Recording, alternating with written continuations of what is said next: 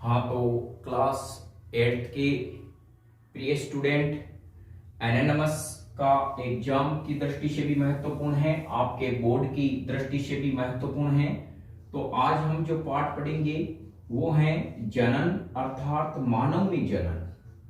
मानव में जनन, इस पाठ को हम बहुत ही स्लो स्पीड के साथ और पूरा समझने का प्रयास करेंगे, क्योंकि किसी कारणवश से हम 5 पार्ट तक ही 8th क्लास को पढ़ा के आए और अब आप जो नेक्स्ट के पार्ट हैं विज्ञान के, एग्जाम से पहले पूरी तरह से आपको न्यू कंसेप्ट क्लासेज वादा करता है प्यारे बच्चों कि आपको ये टोटल पार्ट हैं वो अच्छे से समझ में आ जाएंगे। यदि कोई नहीं आ रहा है तो आप कमेंट में जरूर लिखें आपको कौन सा चैप्टर पढ़ना है। तो यथा समय हमारा प्रयास रहेगा कि जो छोटे छोटे बच्चे हैं वो बड़ा सपना देखना चाहते हैं, साइंस में जिनकी रुचि है वो साइंस से नफरत नहीं करें। तो चलिए, क्योंकि इंटरेस्टिंग सब्जेक्ट साइंस जितना कोई इंटरेस्टिंग सब्जेक्ट है ही नहीं। एपीजे अब्दुल कलाम की हम प्रेरणा ले सकते हैं, जिन्होंने देश भर में पूरे मिसाइल मैन के रूप में पूरे भारत में नहीं अपितु अपना पूरा विश्व में पर्चा फहराया। और इसी प्रकार एक उदाहरण हमें कल्पना चावला का भी लेते हैं, जिन्होंने विज्ञान के लिए अपना पूरा जीवन न्योछावर कर दिया। तो उनके पद चिन्हों पर चलने के लिए हमें यही चाहिए कि जुनून और हमें जोश की जरूरत है। तो चलिए हम शुरुआत करते हैं जनन। देखिए प्यारे बच्चों, सबसे पहला होता है जनन क्या है। जनन मतलब रिप्रोडक्शन इसको कहा जाता है, यानी प्राणी जनन करते क्यों हैं, आखिर बिना जनन के ही तो रह सकते हैं। तो हम सपोज कीजिए हम इस जनन की प्रक्रिया को इस प्रकार से समझते हैं। कई बार हम देखते हैं किसी पुरुष का विवाह हो जाता है, यह पुरुष और यहाँ पे ये इसकी क्या है, बीननी, यानी ये लुगाई है, और यह पुरुष का विवाह हो जाता है। और कई बार हम देखते हैं सुनने में आता है यह किसी कारणवश से पुरुष है वो माता यानी पुरुष है वो क्या कर सकता है, कभी बाप नहीं बनता, यानी यह संतान उत्पन्न करने में असक्षम रहता है। इसके लिए जिम्मेदार है पिता। आगे हम कंसेप्ट समझेंगे। मां इसके लिए बिल्कुल जिम्मेदार नहीं है, यानी यदि किसी औरत के बेटा या बेटी होती है तो इसके लिए जिम्मेदार पिता होता है। मां का इसमें जो है कि मां इसके लिए हम कहें साइंस की भाषा में इसके लिए उत्तरदायी नहीं होती है। उसका रीजन क्या है वो आज हम इसी जनन के टॉपिक में समझेंगे। तो चलिए, यहां पर कहते हैं कि इसके लड़का नहीं हुआ यानी नहीं होता है तो चिंता समाज को इस प्रकार की रहती है कि मान लीजिए यह अपने पिता के इकलौता है, यानी अपने फादर के इकलौता बेटा है, इसके संतान नहीं होती है, तो हम क्या कहते हैं, मारवाड़ी में कहते हैं इसका वंश खत्म हो जाएगा। कहते हैं ना, वंश जो है वो खत्म हो जाएगा। आखिर क्यों? यदि इसके बेटा या बेटी होती तो इसका वंश आगे चलता, अर्थात यदि नहीं होता है यही इसकी पीढ़ी रुक जाती है, अर्थात हम कहते हैं इनका वंश खत्म हो जाएगा। तो वो यही है जनन, अर्थात सजीवों द्वारा अपनी जैसी संतान उत्पन्न करना और अपनी जो है वो संतति को बनाए रखना क्या कहलाता है, जनन कहलाता है। यह जनन का मुख्य उद्देश्य क्या है, संतान उत्पन्न करना तथा अपनी जो है पीढ़ी दर पीढ़ी है अपनी संतति को बनाए रखना जनन का मुख्य उद्देश्य है। तो चलिए, इसमें आप परिभाषा डेफिनेशन इस प्रकार से लिख सकते हैं कि जीवों द्वारा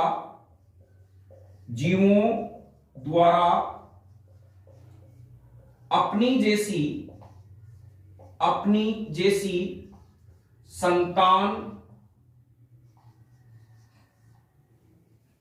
जैसी संतान उत्पन्न करने की प्रक्रिया क्या कहलाती है, जनन कहलाती है। अब हम कहेंगे अपनी जैसी कोई जरूरी नहीं है डिटो हो, कॉपी हो, जीरोक्स हमें कोई निकालनी नहीं है, मशीन पे रखा और वहां से दूसरी तरफ से संतान प्राप्त हो गई, सेम एजिड डिटो कॉपी निकलेगी, यहां वो होगी क्लोन।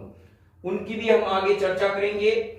लेकिन अपनी जैसी का मतलब है उनमें आनुवंशिक की दृष्टि से कुछ लक्षण दादा से आते हैं, नाना से आते हैं, पिता से आते हैं।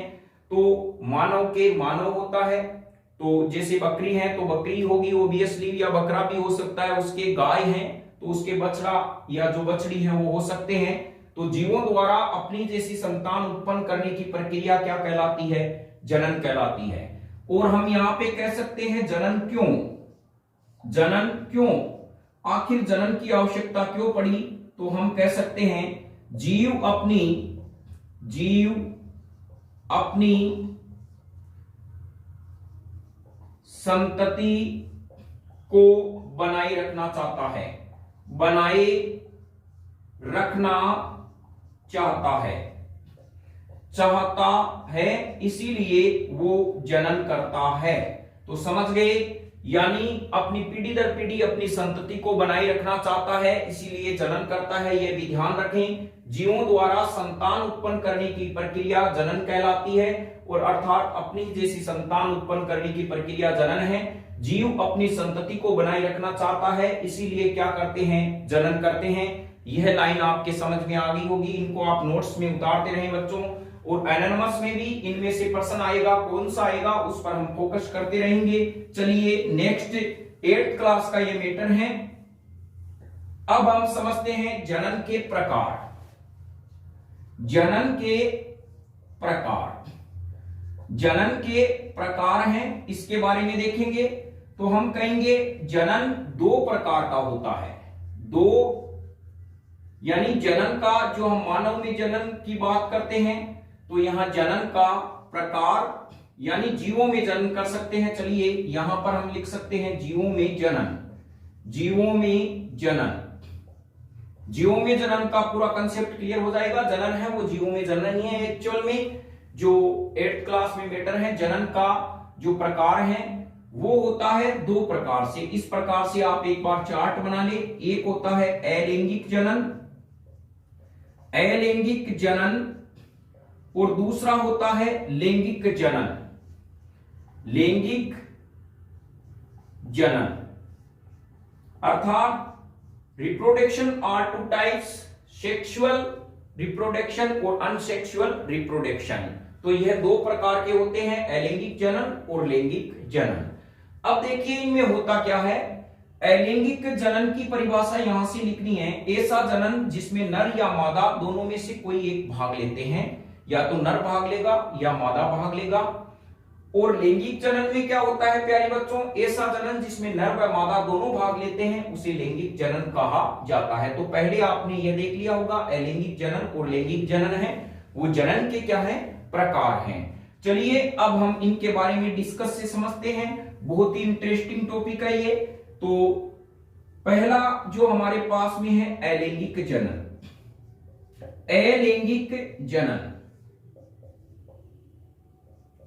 अलैंगिक जनन एक्चुअल में होता क्या है? ऐसा जनन जिसमें नर या मादा दोनों में से कोई एक भाग लेता है, दोनों में से कोई एक भाग लेता है, यह जनन क्या कहलाता है? यानी अलैंगिक जनन कहलाता है। आगे लिखने की जरूरत नहीं है क्योंकि हम हेडिंग्स अलैंगिक जनन लिखते हैं। प्रश्न आ जाए अलैंगिक जनन कहते किसे हैं, आप अलैंगिक जनन की हेडलाइन लगा दें और इसके बारे में इस प्रकार से लिख दें। अब हम कह सकते हैं ये अलैंगिक जनन है प्यारे बच्चों, वो किस में पाया जाता है? पहले हम इसके उदाहरण सेट कर देते हैं। यह उदाहरण में अलैंगिक जनन एक तो पादप में पाया जाता है, अलैंगिक जनन देखने को मिलता है। और एक हम जो बात करें जो है अलैंगिक जनन वो हाइड्रा में पाया जाता है। एक जो है वो यीस्ट में पाया जाता है, यीस्ट एक प्रकार से कवक है।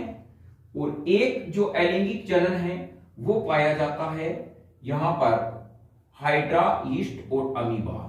हमारे कोर्स के अनुसार हम लिख रहे हैं, वैसे बैक्टीरिया में इनमें जो होते हैं वो भी अलैंगिक जनन से वृद्धि करते हैं, लेकिन यह कोर्स के हिसाब से हम लिख रहे हैं पादप, हाइड्रा, यीस्ट और अमीबा। तो ध्यान रखें प्रश्न में अलैंगिक जनन किन जीवों में पाया जाता है। अब यहां पर बात आती है अलैंगिक जनन के प्रकार की। तो चलिए हम समझते हैं अलैंगिक जनन का प्रकार क्या होता है और किस प्रकार से है। क्लास 8 का टॉपिक वाइज मैटर चल रहा है। तो अलैंगिक जनन के प्रकार, अलैंगिक जनन के प्रकार, जनन के प्रकार, अलैंगिक जनन के जो प्रकार हैं बच्चों वो क्या होंगे।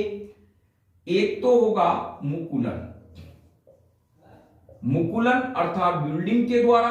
दूसरा होता है द्विखंडन, द्विखंडन अर्थात बाइफिक्सेशन के द्वारा।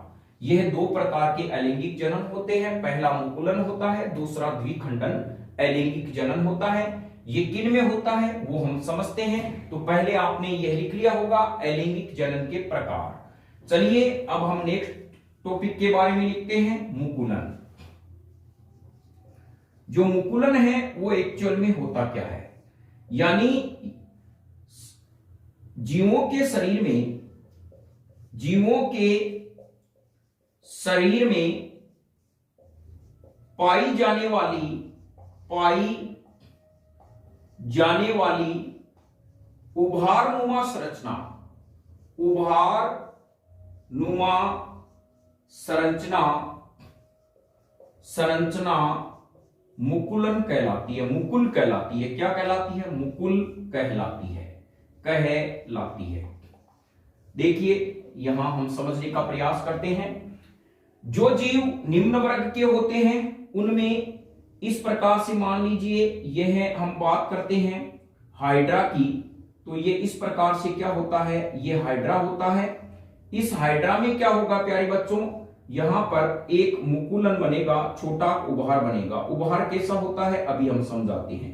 कभी कभी आपने देखा होगा, आप घर से जाते हैं, किसी चीज से टकराते हैं तो यहाँ एक रूंबा आ जाता है, या आप किसी के मुक्का की लगाते हैं तो भी यहाँ पे सूजन आ जाती है, उभार आ जाता है। उस उभार नुमा संरचना को सामान्य समझने के लिए हम कहते हैं मुकुल कहते हैं। ऐसे नहीं है कि हम किसी की तोन देख ले कहेंगे उभार आ गया, ये तो मुकुल बन गया, इससे भी कोई नया बच्चा होगा। नहीं, बिल्कुल ये नहीं होगा। ये निम्न वर्ग के जीवों की बात होती है। तो यहां पर हम कहेंगे जीवों के शरीर में पाई जाने वाली उभारनुमा संरचना को मुकुल कहते हैं। और इसी से हम मारवाड़ी में मुक्का और डुक्का शब्द का इस्तेमाल करते हैं। तो समझ गए होंगे, मुक्के का मतलब होता है उभार। तो यहाँ ये उभार बनेगा। इस उभार में प्यारे बच्चों धीरे धीरे क्या हो जाएगा, यहां पर यह उभार इस प्रकार से वृद्धि करता है, यह वृद्धि करता है और यहां पर केंद्रक पाया जाता है। यहां जो केंद्रक होगा, फिर ये धीरे धीरे क्या करेगा, मुकुल अलग हो जाएगा इस जीव से और यहां पर वापस इस प्रकार से ये निर्माण होता है हाइड्रा का। हाइड्रा का आप चित्र देखना तो उस प्रकार से आप समझ जाएंगे कि क्या और किस प्रकार से संरचना होती है। समझने के लिए हम यहाँ पर ये हमारे चित्र ये भी बना दोगे तो भी सही है। इसको कहते हैं यानी संतति और इसको कहते हैं जनक। ध्यान रखें दो वर्ड। जिस जीव से नया जीव बनता है उसे संतति यानी जिस जीव से नया जीव बनता है उस बनने वाले नए जीव को संतति, और पुराने जो जीव होता है उसे जनक कहते हैं। क्या कहते हैं? जनक कहा जाता है। यह आप वर्ड ध्यान रखें। ये जो आपकी संरचना होगी वो मुकुल होती है। क्या होती है? मुकुल होती है संरचना, मुकुल। तो हम कहेंगे इस प्रकार के जनन में हाइड्रा में पाया जाता है। उदाहरण हम कहेंगे, पहले समझते हैं, ये परिभाषा आपने समझ ली होगी। इस प्रकार के जनन में पहले जंतु के शरीर पर एक उभारनुमा संरचना बनती है। आप लिख भी सकते हैं, इस प्रकार के जनन में जंतु के शरीर पर एक उभारनुमा संरचना बनती है। इस उभारनुमा संरचना में केंद्रक होता है, फिर यह धीरे धीरे वृद्धि करता है और फिर यह जनक से अलग हो जाता है और नई संतति का निर्माण करता है। अतः इस प्रकार के जनन को मुकुलन कहते हैं। एक बार इस चित्र को समझते हुए पुनः समझे। इस प्रकार के जनन में जीवों के शरीर में एक उभारनुमा संरचना बनती है। उस उभारनुमा संरचना को मुकुल कहते हैं और इस उभारनुमा संरचना केंद्रक युक्त होती है। यह धीरे धीरे वृद्धि करती है। कुछ समय बाद यह मुकुल उस जनक से अलग हो जाता है और नई संतति का निर्माण करता है, जिससे इस प्रकार की जनन को मुकुलन विधि कहते हैं, मुकुलन द्वारा जनन कहते हैं। तो आप ये समझ गए होंगे। और उदाहरण लिख देना। उदाहरण किस में पाया जाता है? उदाहरण होता है ये हाइड्रा में, इस प्रकार का देखने को मिलता है, और यीस्ट में। यीस्ट क्या है? एक प्रकार से कवक होते हैं, तो इनमें मुकुलन से जनन होता है। चलिए, आपने यह देख लिया कि किस प्रकार से मुकुलन में जनन होता है और क्या होता है, मुकुलन होते क्या हैं। अब हम नेक्स्ट जनन की प्रक्रिया में चलते हैं, द्विखंडन। यह भी बहुत ही इंपॉर्टेंट है, द्विखंडन। दूसरा अलैंगिक जनन का प्रकार है द्विखंडन। द्विखंडन, तो देखिए यहां द्विखंडन का मतलब क्या है? द्विखंडन का मतलब होता है भाग, और द्वि का मतलब होता है दो। जैसे यह कोई एक जीव है, यह धीरे धीरे वृद्धि करके अपने शरीर को क्या कर लेता है, पहले यहां पे ये जो इसके अंदर होता है केंद्रक, दूसरी स्टेप में क्या होगा पहले समझिए इसको। यह जीव क्या करता है, केंद्रक इसका ऐसे तनाव में आ जाता है, फिर केंद्रक दो भागों में विभक्त हो जाता है। फिर इसके बाद में इसका कोशिका द्रव्य का विभाजन होता है और दो संतति बनती है, यानी दो जीवों का निर्माण होता है, एक से दो बनता है। तो ध्यान रखें, इस प्रकार के जनन में एक जीव से नई संतति का निर्माण होता है, अर्थात दो जीव बनते हैं। एक जीव से बनने वाले जीवों की संख्या कुल मिला के कितनी होगी, संतति और जनक को मिला के दो होती है। अर्थात द्विखंडन होता है जब किसी जीव का शरीर दो भागों में बढ़ जाए और प्रत्येक भाग नए जीव का निर्माण करे, तो ऐसे जनन को द्विखंडन जनन कहा जाता है।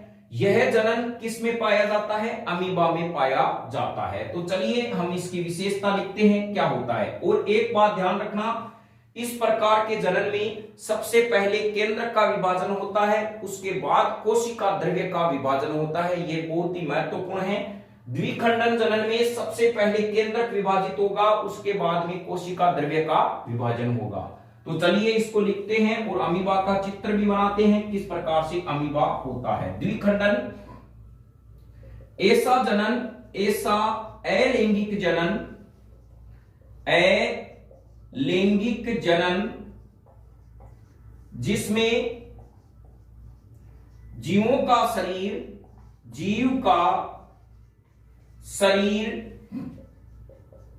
दो भाग में बंट जाता है, दो भाग में बंट जाता है तथा प्रत्येक भाग से नए जीव का निर्माण होता है। यह ध्यान रखें, निर्माण होता है। यह डेफिनेशन बहुत ही महत्वपूर्ण है। ऐसा अलैंगिक जनन जिसमें जीव का शरीर दो भागों में बंट जाएगा और प्रत्येक भाग से नए जीव का क्या होगा, निर्माण होगा। अर्थात एक जीव से दो जीव बनते हैं। तो हम यहां पे लिख सकते हैं, एक जीव से दो जीव बनते हैं, दो जीव बनते हैं। वो जीव इसी के अंदर ही कन्वर्ट हो जाता है। एक जीव से कितने जीव बनेंगे, दो जीव बनते हैं। तो चलिए हम नेक्स्ट यहां पे पॉइंट लगा के लिखते हैं किस प्रकार से होता है। उदाहरण में लिखते हैं अमीबा। उदाहरण है अमीबा। यहां आपको चित्र याद रखने की जरूरत नहीं है। अमीबा का मैं अर्थ बता देता हूं, आकार बदलने वाला प्राणी। आकार बदलने वाला प्राणी। यहां किताब में इसका चित्र इस प्रकार से दिया गया है कि थोड़ा सा देखने में सुंदर लगे। और अमीबा एक अमर प्राणी है, यह भी ध्यान रखें, अमर प्राणी है और आकार बदलने वाला प्राणी होता है। एक कोशिकीय होता है अमीबा। तो अब चलिए देखते हैं क्या होता है। तो सबसे पहले यदि हम इसके चित्र के बारे में देखें तो हम यहां कहेंगे अमीबा में जो है हेडिंग लगा सकते हैं, अमीबा में द्विखंडन द्वारा जनन। और द्विखंडन प्यारे बच्चों अलैंगिक जनन होगा। किस प्रकार से होगा उसको हम यहां पर आप चित्र के द्वारा समझ सकते हैं, बिल्कुल इजी वे में। यह ऐसा करके कुछ आपके चित्र दिया हुआ है। यह आपका अमीबा है और यह यहां पे जो मैं लगा रहा हूं यह है इसका जीव द्रव्य या कोशिका द्रव्य, और इसका यह है केंद्रक वाला भाग, यानी ये इसका है केंद्रक। अब धीरे धीरे अमीबा अपना पोषण लेता है, समसूत्री विभाजन होता है। तो इस प्रकार से ये आपका ये है। ये देखे नहीं कि सर ने इधर बना दिया है, मैं भी इधर ये तुम भी बनाऊं प्यारे बच्चों। अमीबा आप चाहो तो ऐसा भी बना सकते हो, आप चाहो तो अमीबा को इस प्रकार से भी बना सकते हो, क्योंकि अमीबा अपना आकार बदलता रहता है, इसका कोई आकार फिक्स नहीं है। किताब में बस ये चित्र आपको समझाने के लिए दिया गया है कि ये थोड़ा चित्र सुंदर लगे। अब देखिए केंद्रक में तनाव आ जाता है, तो हम कहेंगे ये केंद्रक में क्या आ गया, इस प्रकार से तनाव आ जाता है। अब बार बार आपको लिखना नहीं है कौन क्या है। फिर नेक्स्ट क्या होगा, नेक्स्ट स्टेप के अंदर आपके इस प्रकार से होगा, ये केंद्रक और यह केंद्रक दो भागों में बढ़ जाता है, और यह आपका क्या है, जीव द्रव्य। चलिए नेक्स्ट स्टेप में प्यारे बच्चों आप ऐसे नहीं, आप नीचे भी बना सकते हैं जहां जगह मिले। तो यहां पे हमारे पास में ये क्या है, केंद्रक है, ये केंद्रक होता है। फिर नेक्स्ट हमारे पास में कोशिका द्रव्य का जब विभाजन होगा तो इस प्रकार से दो नैनी अमीबा पैदा होंगे। यह एक हमारे पास में अमीबा हो गया और यह एक अमीबा हो गया। अर्थात हम कह सकते हैं एक अमीबा से कितने अमीबा बने, दो अमीबा बने। तो यह अमीबा में अलैंगिक जनन है, यानी एक से कितने बनते हैं, दो बनते हैं। तो चलिए ये चित्र आपने समझ लिया होगा। अब हम लिखते हैं इनके बारे में क्या है।